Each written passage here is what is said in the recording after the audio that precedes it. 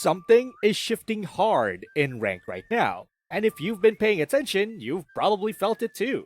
Players are no longer committing to pure damage class cannons or full tank frontline builds. Instead, a new wave of hybrid builds is taking over.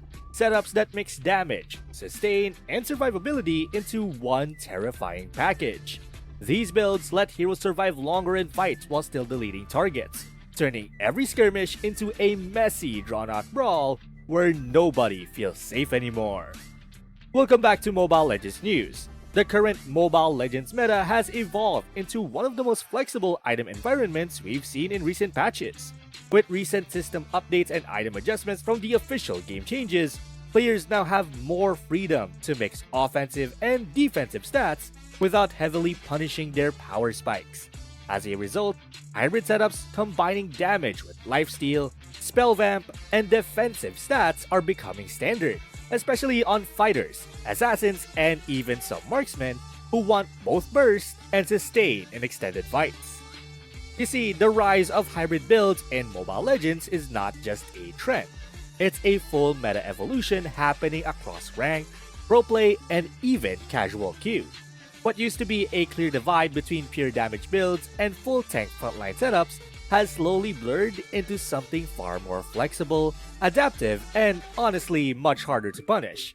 Right now, if you pay attention to high rank gameplay, the most consistent pattern is that players are building to survive just long enough to deal just enough damage.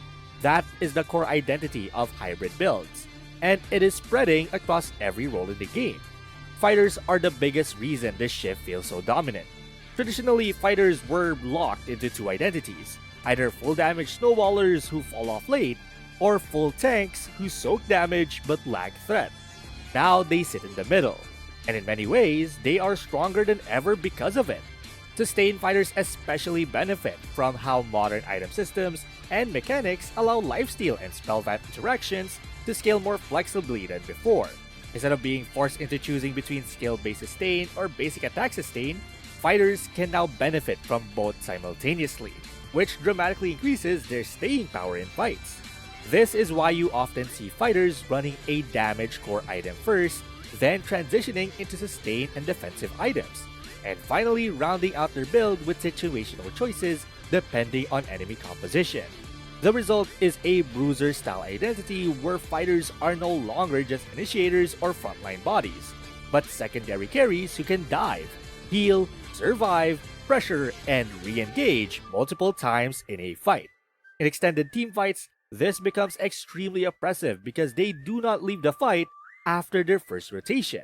They stay, heal, and continue applying pressure until the enemy team runs out of answers.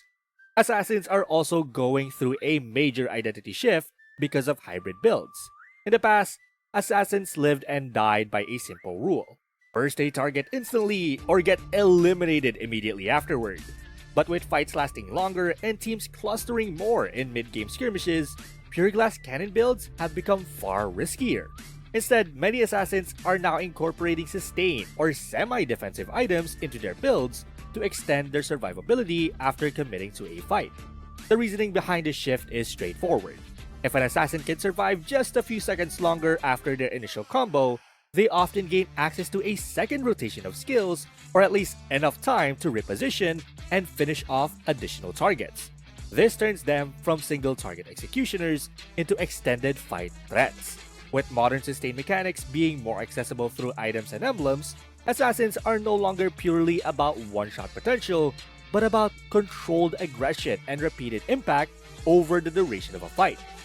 Mages, on the other hand, represent one of the most unexpected beneficiaries of the hybrid build evolution. You see, traditionally, mages were designed around burst or poke damage, relying on clean rotations and safe positioning. However, in the current meta where team fights are longer and more chaotic, survivability has become as important as damage output. Because of this, many mages are now experimenting with hybrid cores that include defensive or sustain-oriented components alongside their core magic damage items. The logic behind this is simple. If a mage gets deleted after casting a single rotation, their theoretical damage means very little in practice. but if they can survive long enough to cast multiple rotations across a fight, their overall impact increases dramatically. This is especially true in fights that stretch beyond the initial engage, where positioning resets and follow-up damage matter more than initial burst.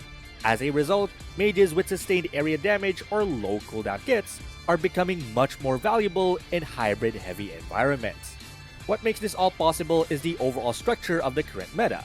Teamfights are no longer short, explosive engages. Instead, they are drawn-out battles of attrition where multiple waves of engagement happen in the same fight. This naturally favors builds that provide both damage and survivability at the same time. Also, item flexibility has increased dramatically, allowing players to adapt their build paths dynamically depending on how the game is unfolding rather than committing to a fixed endgame setup from minute 1. Another major factor is how sustain mechanics have been normalized across the game. Lifesteal, spell vamp, and hybrid healing interactions are no longer niche mechanics limited to specific heroes. Instead, they are widely accessible and scale more effectively when combined with both damage and defensive stats. This means even small amounts of sustain can dramatically change how long a hero survives in a fight, especially when layered with hybrid defensive choices. But of course, not every hero benefits equally from this shift. Fighters with mixed damage sources, assassins with multiple ability rotations, and mages with sustained output or spam-heavy kits gain the most value from hybrid setups because their abilities naturally scale with both damage and survivability.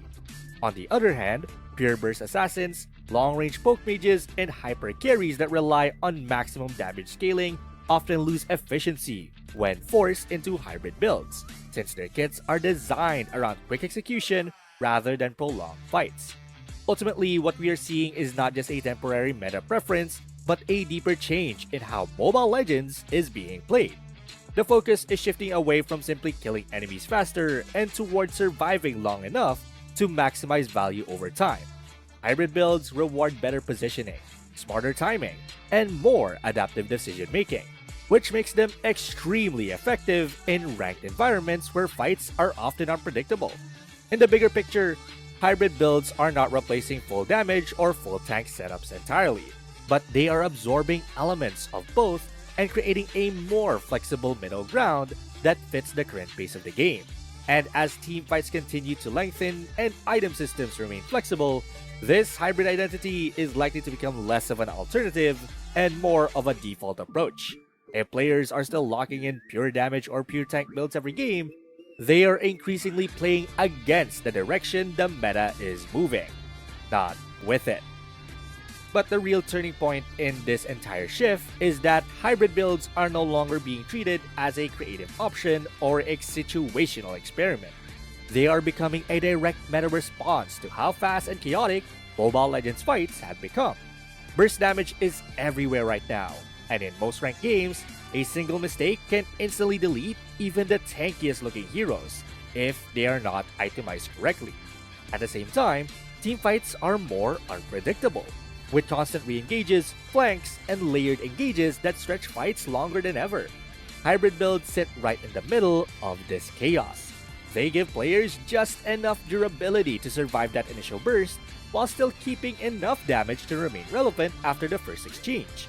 This is why you're seeing more fighters, assassins, and even mages refusing to commit fully to one identity.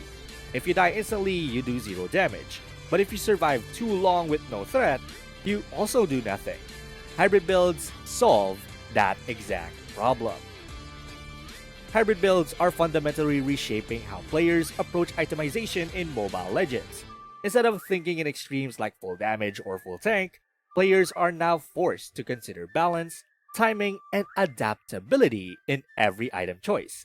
This creates deeper gameplay where knowledge and situational awareness matter more than just memorizing a fixed build path. As a result, the modern meta rewards flexible decision-making and punish rigid itemization more than ever before. Now, I want to hear from you. Are you still sticking to full damage or full tank builds? Or have you fully switched to hybrid setups in rank? And what's your most effective hybrid build right now in the current meta? Drop it in the comments and let's compare strategies. Till next time.